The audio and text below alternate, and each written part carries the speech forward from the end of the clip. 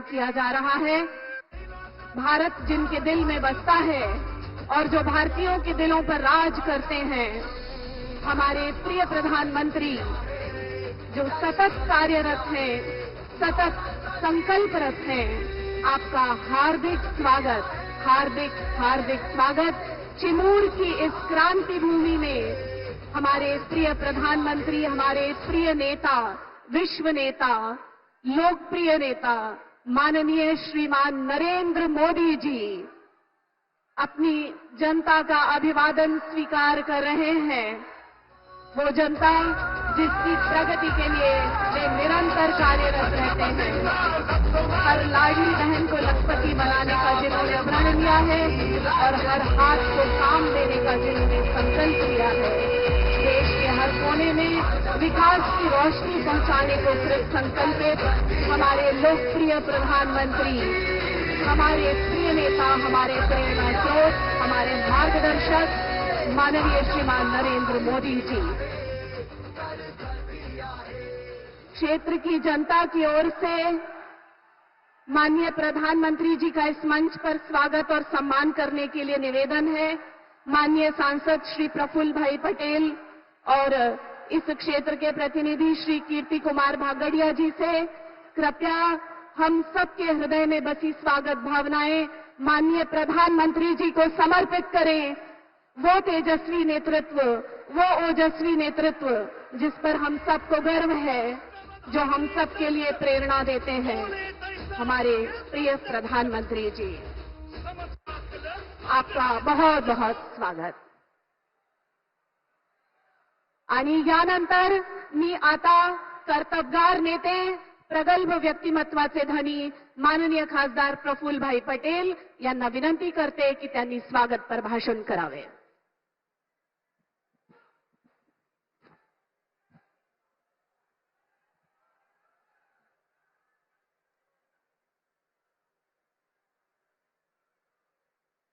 भारत माता की,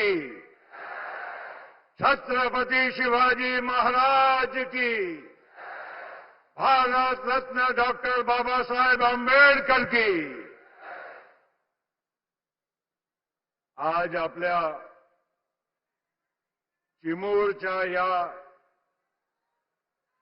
शहीदांची, वीरांची या पावनभूमीमध्ये आपल्या देशाचे नव्हे पण विश्वाचे सर्वात लोकप्रिय नेते, विश्वगुरू ज्यांना आपण सगळे म्हणतो, जग मानतो, असे आपल्या भारताचे यशस्वी आणि लाडके पंतप्रधान आदरणीय श्री नरेंद्र मोदीजी या कार्यक्रमामध्ये उपस्थित आपले या जिल्ह्याचे नेते सुधीरभाऊ मुनगंटीवार, माजी खासदार रामदासजी तडस, आपल्या सगळ्यांच्या आदरणीय शोभाताई फडणवीस, डॉक्टर रमेश गजबेजी आणि ज्यांच्या करिता आज या सभेचं आयोजन केलं आहे, तसे या चिमूर भागाचे लोकप्रिय तरुण तरफदार आमदार कीर्तिकुमार बंटी भांगडिया, सर्व आलेले बाकीचे आपले उमेदवार, नेते आणि समोर बसलेले सर्व माझे बंधू, माझी लाडकी बहीण, तसेच माता भगिनी, तरुण मित्रांनो, आज आपला या पूर्व विदर्भामध्ये आदरणीय पंतप्रधानांचं आगमन झालं आहे। या चंद्रपूर, गडचिरोली, गोंदिया, भंडारा आणि नागपूर जिल्ह्याच्या परिसरामध्ये मध्यस्थ ठिकाण म्हणून आज चिमूर येथे सभा होत आहे।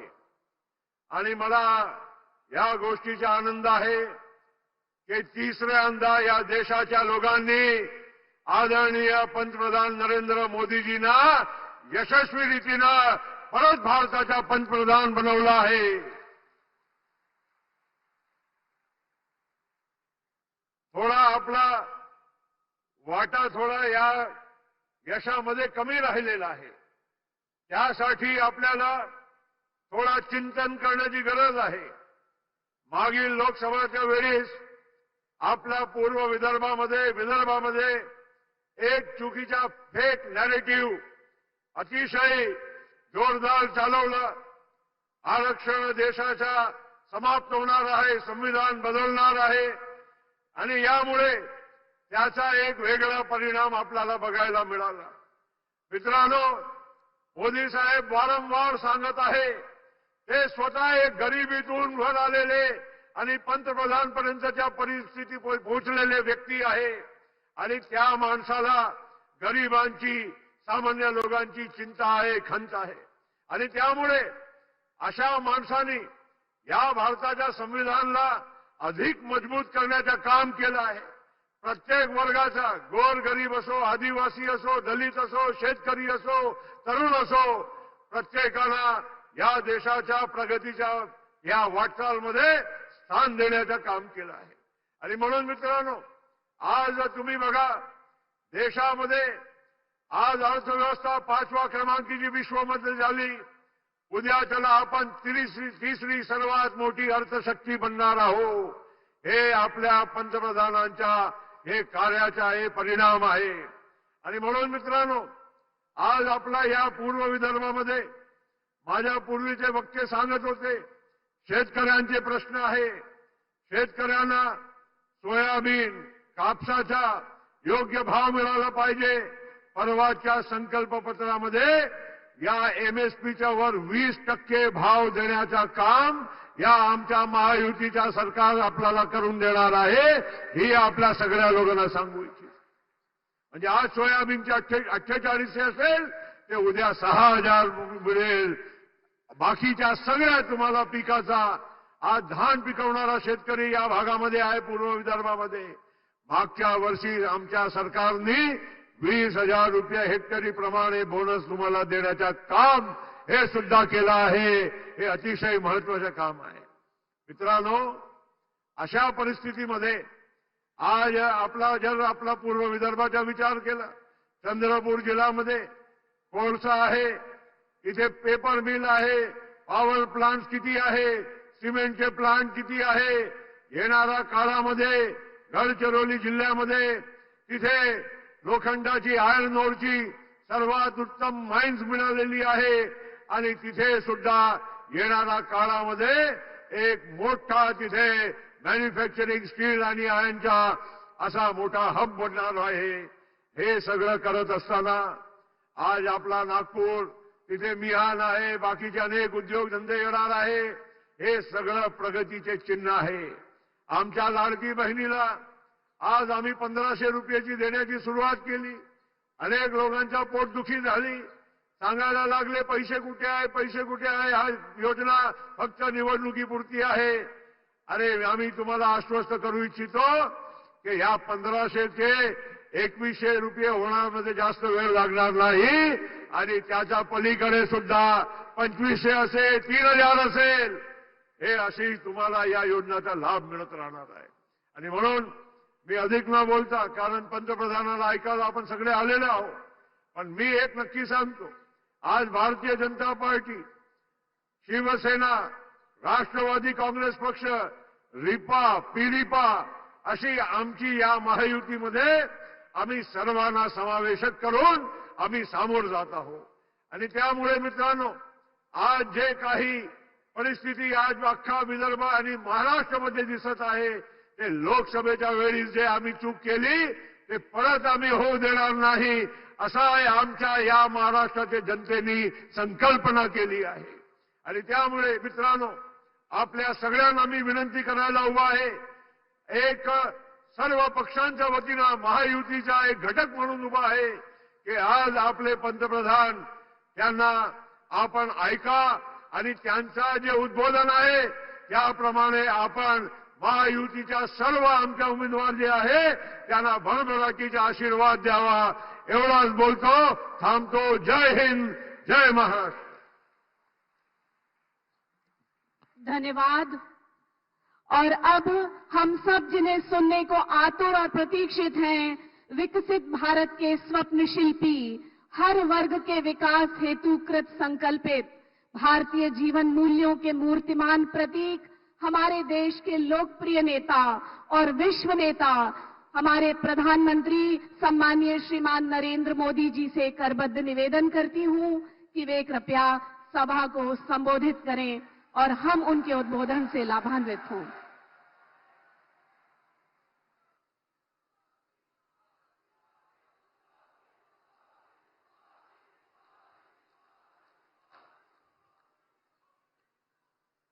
जय भवानी, जय भवानी, जय माता महाकाली, जय सेवालाल, जय बिरसा, आपल्या सर्वांना माझा नमस्कार।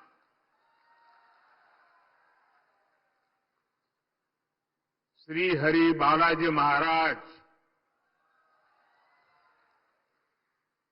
उनकी ये देवस्थानम की पुण्य भूमि,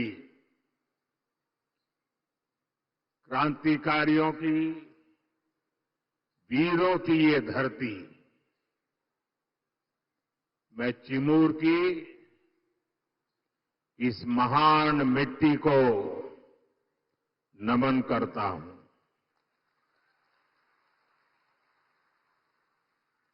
इस भूमि के गोंड सरदार वीर बाबूराव पुल्लेसूर शेळमाके को मैं नमन करता हूं।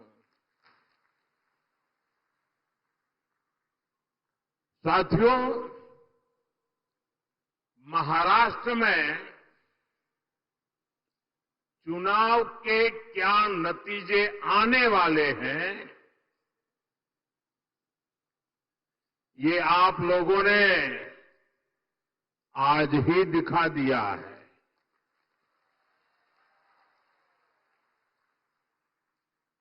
ये जन सैलाब बता रहा है कि महाराष्ट्र में महायुति की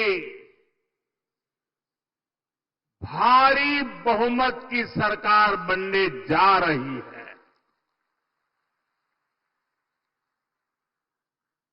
चिमूर की जनता ने और पूरे महाराष्ट्र ने ठान लिया है, भाजपा महायुती आहे तर गती आहे, महाराष्ट्राची प्रगती आहे।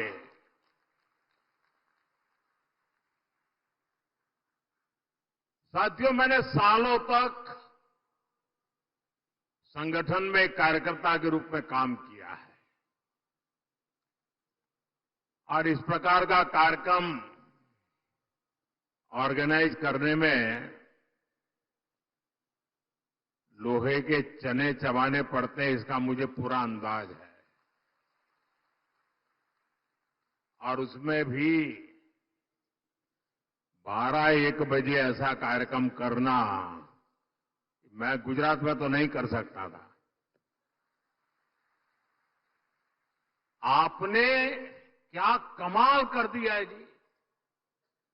जहां भी मेरी नजर पहुंच रही है, लोग ही लोग नजर आ रहे हैं और ऐसा लग रहा है जैसे केसरिया सागर लहरा रहा है।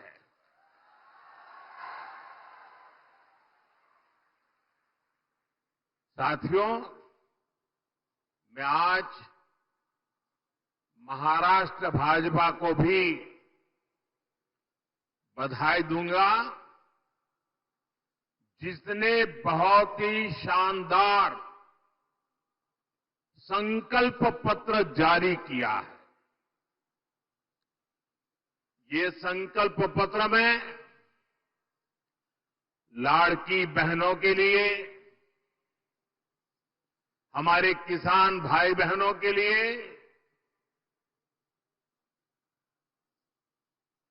देश की युवा शक्ति के लिए महाराष्ट्र के विकास के लिए एक से बढ़कर एक शानदार संकल्प लिए गए। एआई यूनिवर्सिटी की बात हो,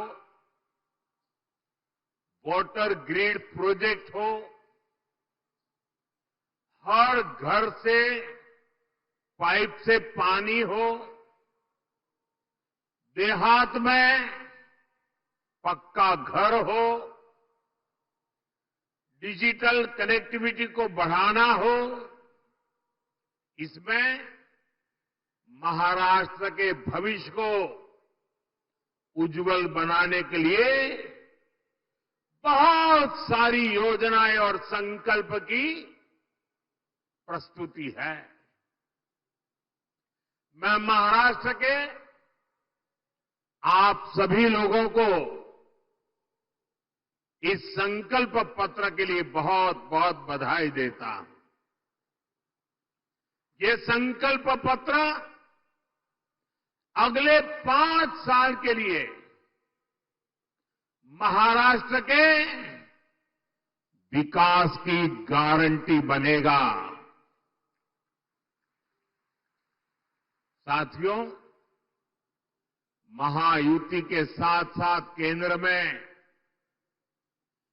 एनडीए की सरकार यानी महाराष्ट्र में डबल इंजन की सरकार यानी विकास की डबल रफ्तार। महाराष्ट्र के लोगों ने पिछले 2.5 वर्षों में विकास की इस डबल रफ्तार को देखा है। आज महाराष्ट्र देश का वो राज्य है जहां सबसे ज्यादा विदेशी निवेश हो रहा है। फॉरेन डायरेक्ट इन्वेस्टमेंट, यहां नए एयरपोर्ट बन रहे हैं, नए एक्सप्रेस वेज बन रहे हैं। आज महाराष्ट्र में करीब 1 दर्जन वंदे भारत ट्रेनें चल रही है। राज्य के 100 से ज्यादा स्टेशनों का कायाकल्प किया जा रहा है। राज्य में कई रेल मार्गों का विस्तार हो रहा है। साथियों, महायुति की सरकार किस स्पीड से काम करती है और ये अगाड़ी वालों की जमात कैसे कामों को रोकते हैं, चंद्रपुर के लोगों से बेहतर ये बात और कौन जानेगा। यहां के लोग दशकों से रेल कनेक्टिविटी की मांग कर रहे थे, लेकिन कांग्रेस और अगाड़ी वालों ने कभी भी ये काम होने नहीं दिया। हमारी सरकार ने कांपा वरोरा रेलवे लाइन को मंजूरी दी। नागपुर से गढ़चिरौली रेलवे लाइन का काम भी अब बस पूरा होने की तैयारी में है। इससे किसको सुविधा मिलेगी? आपको ये सुविधा मिलेगी, आपका समय बचेगा, आपका पैसा बचेगा। भाइयों बहनों, महाराष्ट्र का तेज विकास ये अगाड़ी वालों के बस की बात नहीं है भाई।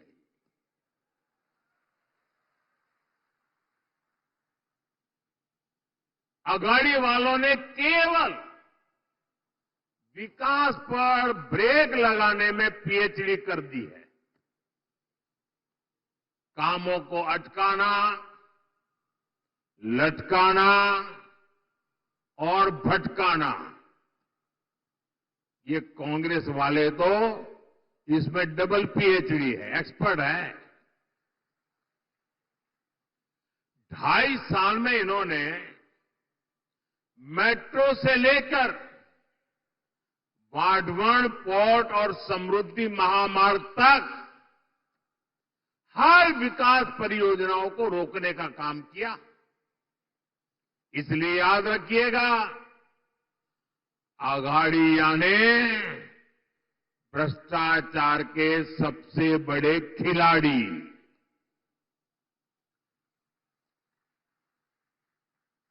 ये आघाड़िया ने खिलाड़ी, आप इन्हें दोबारा लूट का लाइसेंस मिलने देंगे क्या? जरा पूरी ताकत से बताइए, मिलने देंगे क्या? लूट करने देंगे क्या? खजाना भरने देंगे क्या? साथियों, मैं आपसे पूछना चाहता हूं, जरा पूरी ताकत से जवाब दीजिए। आप महाराष्ट्र की प्रगति पर ब्रेक लगने देंगे क्या? साथियों, कांग्रेस और उसके साथी दल हिंसा और अलगाववाद पर राजनीतिक रोटियां सेकते हैं। अभी कुछ ही दिन पहले जम्मू कश्मीर की विधानसभा में क्या हुआ, पूरे देश ने देखा है। आपने भी टीवी में देखा होगा, अखबारों में पढ़ा होगा, सोशल मीडिया में आया होगा। ये हमारा जम्मू एंड कश्मीर दशकों तक अलगाववाद और आतंकवाद में जलता रहा।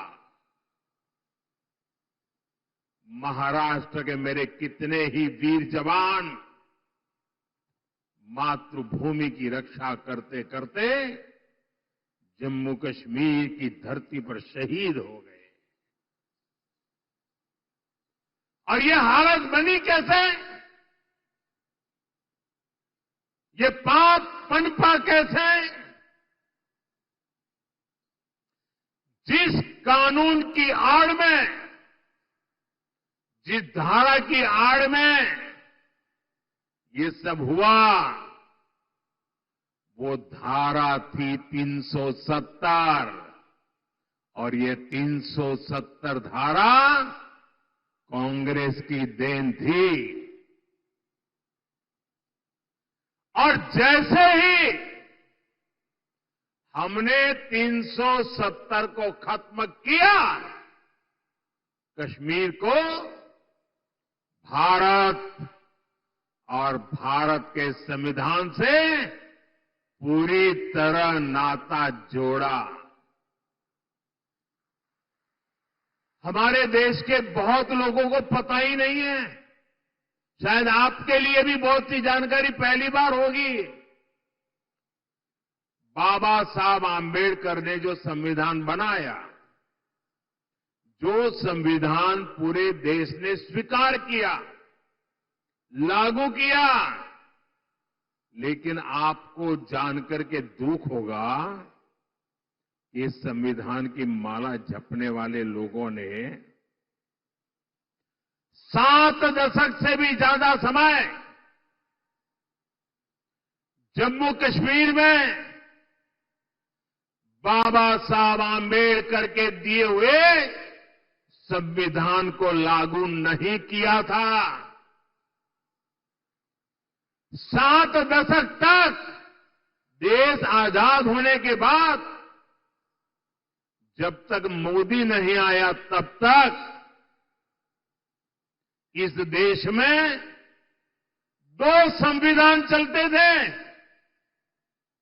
एक संविधान जो बाबा साहब आम्बेडकर ने दिया, जिसका पालन हम सब लोग करते थे। और दूसरा विधान जम्मू कश्मीर था। जम्मू कश्मीर का हाईकोर्ट का जज शपथ लेता था, भारत के संविधान के नाम पर नहीं। जम्मू कश्मीर का मुख्यमंत्री शपथ लेता था, भारत के संविधान के नाम पर नहीं। कारण 370 की ऐसी दीवार थी जो बाबा साहब के संविधान को जम्मू कश्मीर में घुसने नहीं देती थी। ये मोदी को आपने आशीर्वाद दिया और 370 को हमेशा हमेशा के लिए हमने जमीन में गाड़ दिया। दोस्तों, लेकिन कांग्रेस वालों को, उनके साथियों को ये बात पच नहीं रही है और इसलिए कांग्रेस और उसके साथी कश्मीर में फिर से धारा 370 वापस लाकर के लागू करने का प्रस्ताव सदन में लाए हैं, सदन में पास करवा रहे हैं। जरा कांग्रेस वालों को पूछिए, उनके साथियों को पूछिए कि जो धारा 370 खत्म हो गई, जिस जम्मू कश्मीर में भारत का संविधान पैर नहीं रख सकता था, उस जम्मू कश्मीर में भारत का संविधान पहुंचा। क्या आप फिर से इसको रोक लोगे? ये लोग वो काम कर रहे हैं जो काम पाकिस्तान चाहता है। मैं जरा यहां के लोगों से पूछना चाहता हूं, क्या कांग्रेस को ये करने देंगे आप? ये करने देंगे?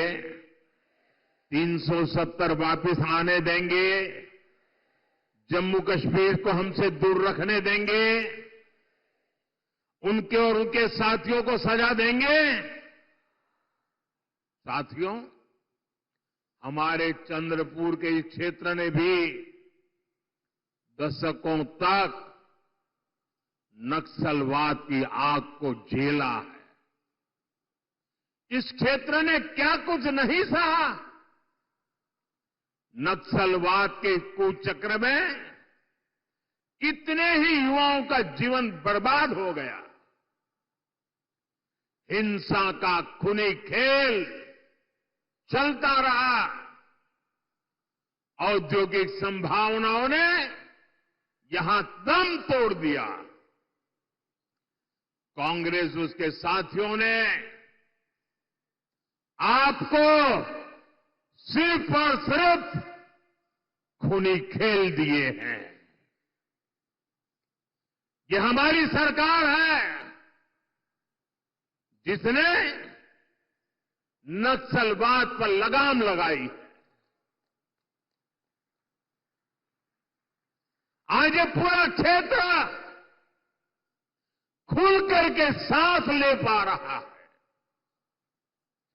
अब चिमूर और गढ़चिरौली के क्षेत्र में नए अवसर बन रहे हैं। इस क्षेत्र में नक्सलवाद फिर से ना हावी हो जाए, इसके लिए आपको कांग्रेस और उसके साथियों को यहां फटकने भी नहीं देना है। मेरी बात मानोगे ना? जरा जोर से बताइए, मानोगे ना? साथियों, बीजेपी और महायुति सरकार हमारा जो सबका साथ सबका विकास का मंत्र है, उसी को लेकर के हम काम कर रहे हैं। मैं गरीब के जीवन की मुश्किलों को समझता हूं, इसलिए आपका जीवन आसान बनाने के लिए दिन रात काम करता हूं। हमारी सरकार में करोड़ों गरीबों को पीएम आवास मिले। हमारी सरकार में करोड़ों गरीबों को मुफ्त इलाज की गारंटी मिली।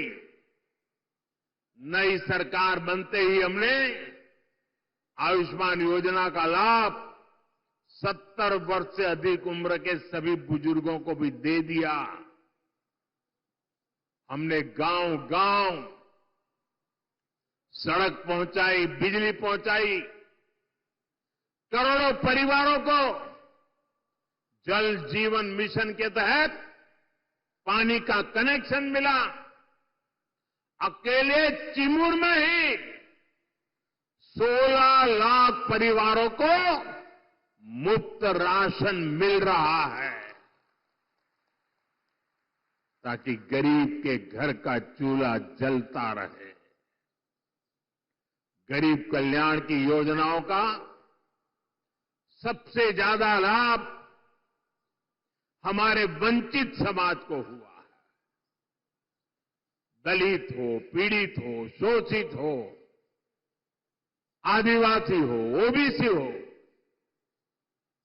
उनको मिला। और ऐसे ही प्रयासों से पिछले 10 साल में 25 करोड़ लोग गरीबी से बाहर निकले हैं। महायुति की सरकार इस क्षेत्र में भी गरीबों को मजबूत करने के लिए, उन्हें नए अवसर देने के लिए काम करेगी। साथियों, हमें महाराष्ट्र को समृद्ध बनाने के लिए हमारे किसानों को समृद्ध बनाना है। आज यहां किसानों को पीएम किसान सम्मान निधि का फायदा मिल रहा है। महायुति सरकार साथ में नमो शेतकरी योजना का डबल फायदा भी दे रही है। चंद्रपुर जिले में और इस क्षेत्र में धान की पैदावार भी होती है। आणि तुमच्या चिन्नोरची चव किती मधुर असते। आप सभी को महाराष्ट्र भाजपा की घोषणाएं बहुत मदद करने वाली है।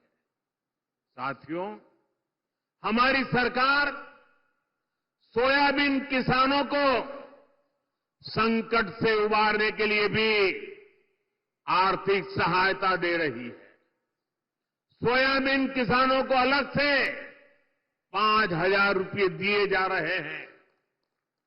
महायुति की सरकार ने सोयाबीन का न्यूनतम समर्थन मूल्य 6,000 प्रति क्विंटल करने का भी वायदा किया है। हमने प्याज निर्यात शुल्क को भी कम किया है, ताकि हमारे किसान भाइयों की आय बढ़े। भाइयों और बहनों, महाराष्ट्र में किसानों का कांग्रेस और अघाड़ी की सरकार ने बहुत नुकसान किया है। आपको याद है, अपने शासन में इन्होंने जलयुक्त शिवार योजना को रोक दिया था। महायुति सरकार ने यह काम फिर से शुरू किया।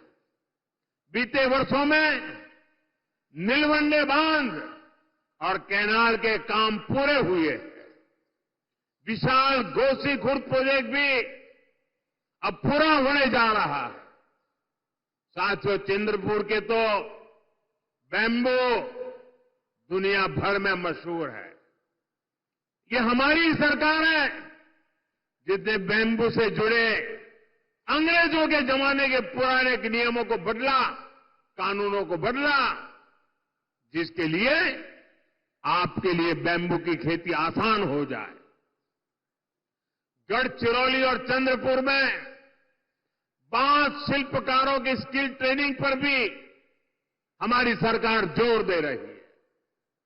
साथियों, मैं आपको कांग्रेस और उसके साथियों की एक बड़ी साजिश से भी सावधान कर रहा हूं। हमारे देश में आदिवासी समाज की जनसंख्या करीब करीब 10% के आसपास है। कांग्रेस अब आदिवासी समाज को जातियों में बांटकर टुकड़े टुकड़े करके कमजोर करना चाहती है। यहां चिमूर चंद्रपुर में भी बड़ी संख्या में मेरे आदिवासी भाई बहन रहते हैं। कांग्रेस चाहती है कि हमारे आदिवासी भाई एसटी के रूप में उनकी पहचान खो दें, आदिवासी के रूप में उनकी पहचान खो दें, उनकी ताकत से उनकी एक जो पहचान बनी है वो बिखर जाए। सारे आदिवासी समाज की छोटी छोटी जातियां अपने आप को एसटी के नाते भूल जाए, आदिवासी के नाते भूल जाए, सिर्फ जाति के रूप में याद रखे और आपस में लड़ें, आपकी एकता टूट जाए। ये कांग्रेस का खतरनाक खेल है। कांग्रेस गोंड समाज को राजगोंड से लड़वाना चाहती है, अरग समाज को प्रधान समाज से लड़वाना चाहती है। कांग्रेस पठारी को सरोटी से, हलवा को हलबी से, कोलम को मन्नेर वारलू से लड़वाना चाहती है। आदिवासी समाज जातियों में बटेगा तो उसकी पहचान खत्म हो जाएगी, उसकी ताकत खत्म हो जाएगी। विदेश में जाकर कांग्रेस के शहजादे खुद ये ऐलान कर चुके हैं। इसलिए मैं कहता हूं, हमें कांग्रेस के इस षड्यंत्र का शिकार नहीं होना है, हमें एकजुट रहना है। और इसलिए मेरा तो आपसे एक ही आग्रह है, हम एक रहेंगे तो सेफ रहेंगे, हम एक रहेंगे तो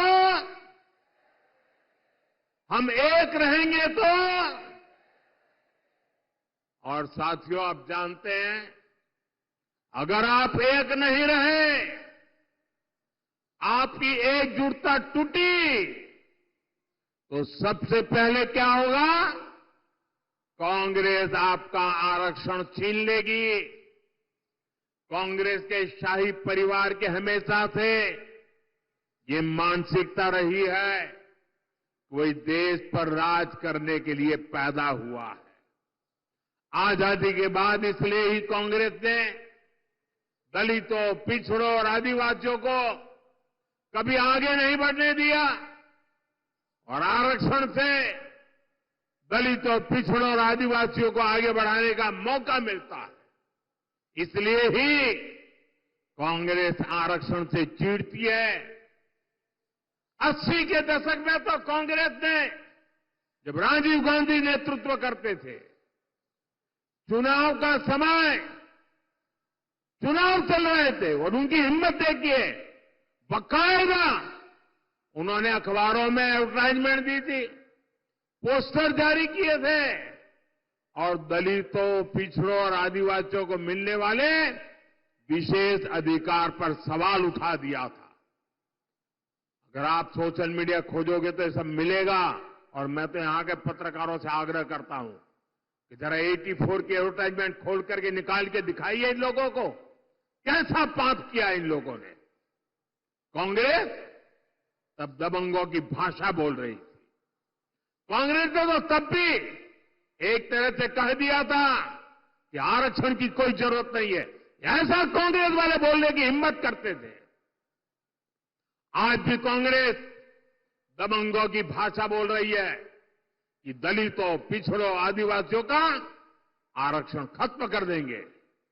इसलिए आपको कांग्रेस और उसके साथियों से सतर्क रहना है। साथियों, हमें चंद्रपुर और महाराष्ट्र के विकास अभियान को और तेजी से आगे बढ़ाने की जरूरत है। ये काम केवल और केवल महायुति सरकार ही करेगी।